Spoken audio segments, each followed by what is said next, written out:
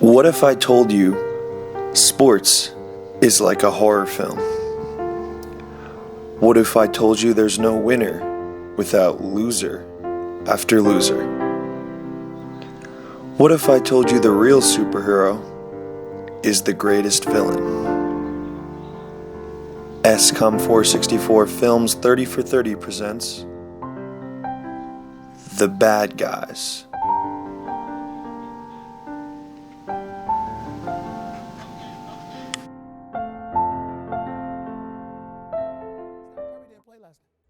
They beat him without Steph Curry. I mean, I'm just looking at the Golden State Warriors, and I'm like, damn it, this is just not fair. And that, if it's anybody other than Tom Brady who's winning the fifth and people want to call him the GOAT, anybody else, the storyline today would be the biggest choke in the history of sports.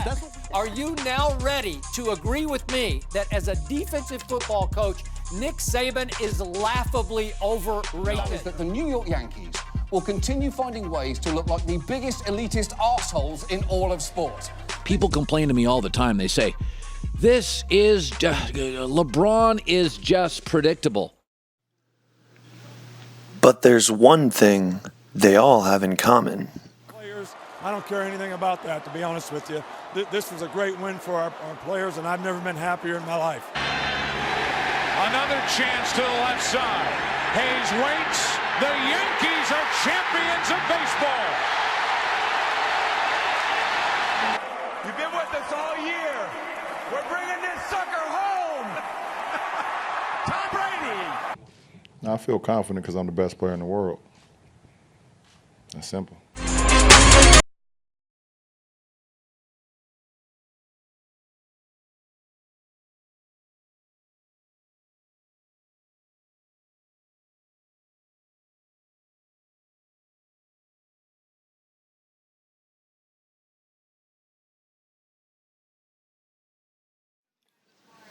Winning. The National Basketball Association has always been and always will be a league of dynasties. The Celtics and Bill Russell began a dynasty that garnered 9 NBA Finals wins in the 60s, while Magic Johnson and the Lakers won 4 of their own in the 80s, followed up by Kobe and Shaq's 5 for the same LA team in the 2000s. And the great Michael Jordan's run of 6 straight finals for the Chicago Bulls in the 90s was arguably the greatest display in the history of the sport. Today's NBA dominance is characterized by 2 things: the Golden State Warriors and LeBron James. The only difference now is everybody hates them for it. Was LeBron James pretty lucky to win this championship? Yes, he was pretty lucky. I think the Warriors are becoming unbelievably unlikable.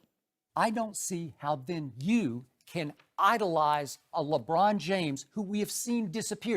And then their head coach and their star talk about politics, though we'd never really ask for their opinion. What happened down the stretch of that game? LeBron James turned it over 3 times in the last 3 odd minutes of that game. One of their star players, Draymond Green, routinely kicks people in the junk. So we got pretty lucky and very lucky, and those are 2 of his 3 championships. LeBron does something. When LeBron James made his famous decision on live television. And this fall, I'm going to take my talents to South Beach and join the Miami Heat. He became the most hated man in sports, as did his suitors, the Miami Heat. The same team that ended up going to 4 finals in as many years, winning twice in a row. When Steph Curry was a little guard at Davidson, chucking up threes from everywhere and shocking the NCAA basketball world. Richards finds a cutting Curry. Oh, my goodness! We loved him for it. It wasn't until him and his NBA suitors, the Warriors, kept winning and winning and winning that we started hating him. And when Kevin Durant joined forces to create the NBA's most talented super team in the history of the sport, the Golden State Warriors became the villain of the NBA.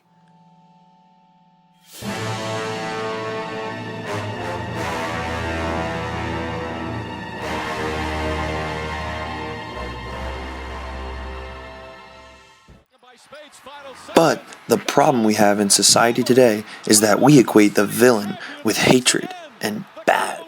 And that's it.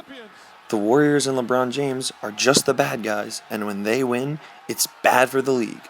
The social media era in which we live has created this false narrative in which we believe dominance and dynasties are all of a sudden bad for the NBA. Excluding true rivalries from city to city, there are 3 reasons that such a phenomenon has happened. We, as fans and viewers, believe that dominance in the NBA, like that of LeBron and the Warriors, is bad because lack of parity is boring and predictable. The problem with that is, parity itself becomes boring without dominance. Parity would be meaningless if it happened every year. It would then just become the norm. What is a perfect definition of the norm?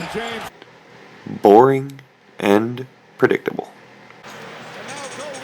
We also think the dominance we see today in the NBA is bad because people won't want to watch the same teams win over and over again. NBA viewership simply diffuses this. The last 3 NBA Finals have had the highest viewership for an NBA Finals series in almost a decade, each of which featuring the Cavs and Warriors. Finally, we think dominance in the NBA is bad because our team will never win again. False. Well, maybe true.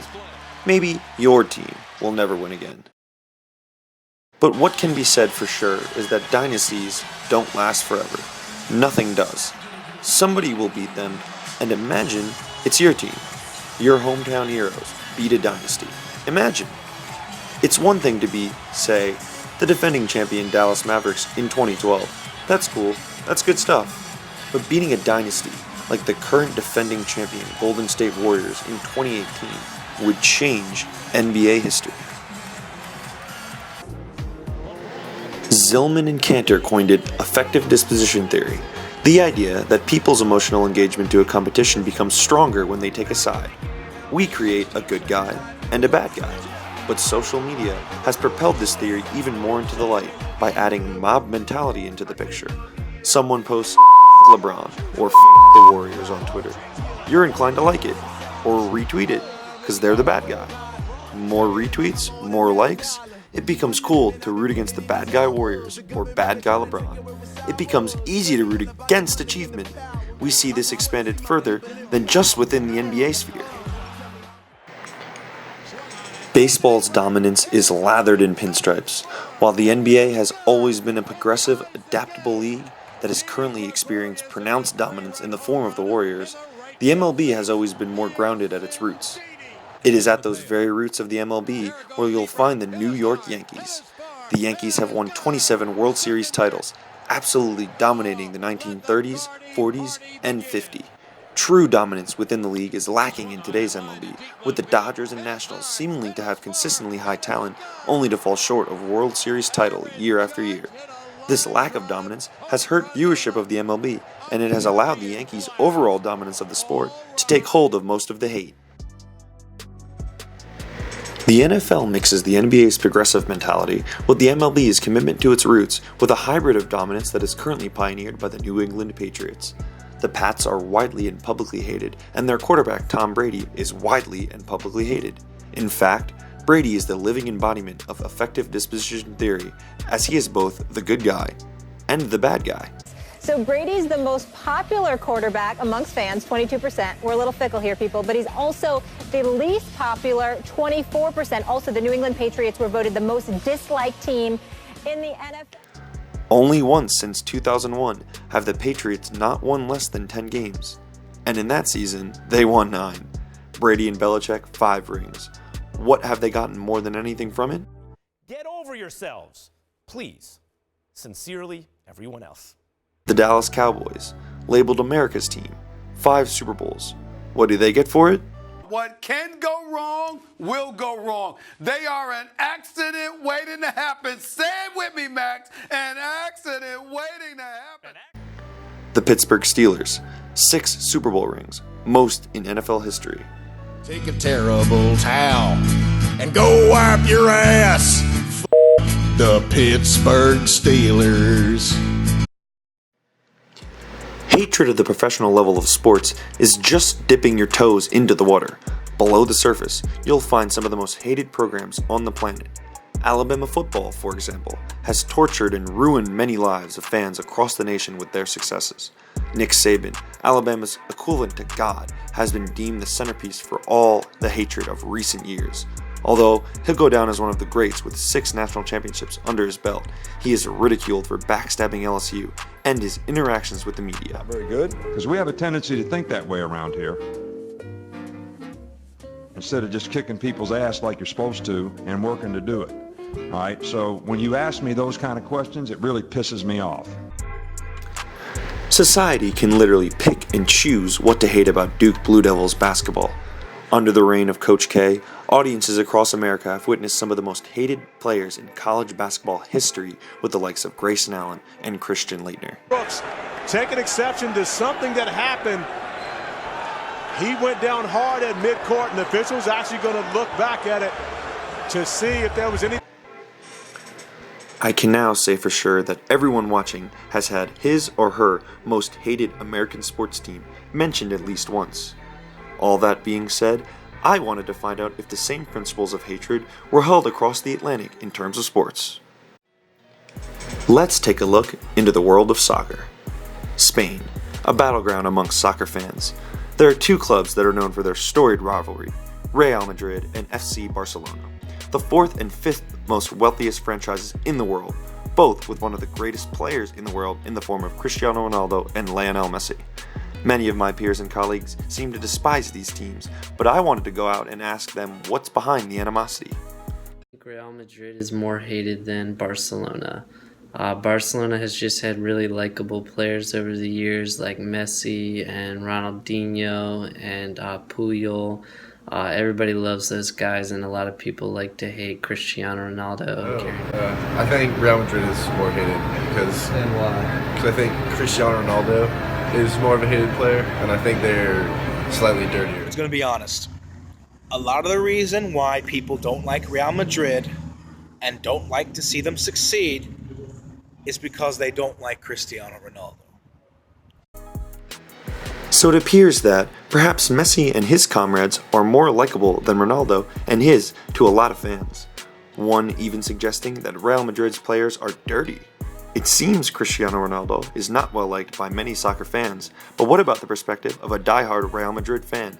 So I'm attracted to, those expensive players, that lavishness of Real Madrid, that richness of Real Madrid, and I'm not really attracted to the Barca's traditional, just homegrown, from the youth team to the first team, environment. Those players I feel like those players are a little boring. So maybe there is a flip side to this coin.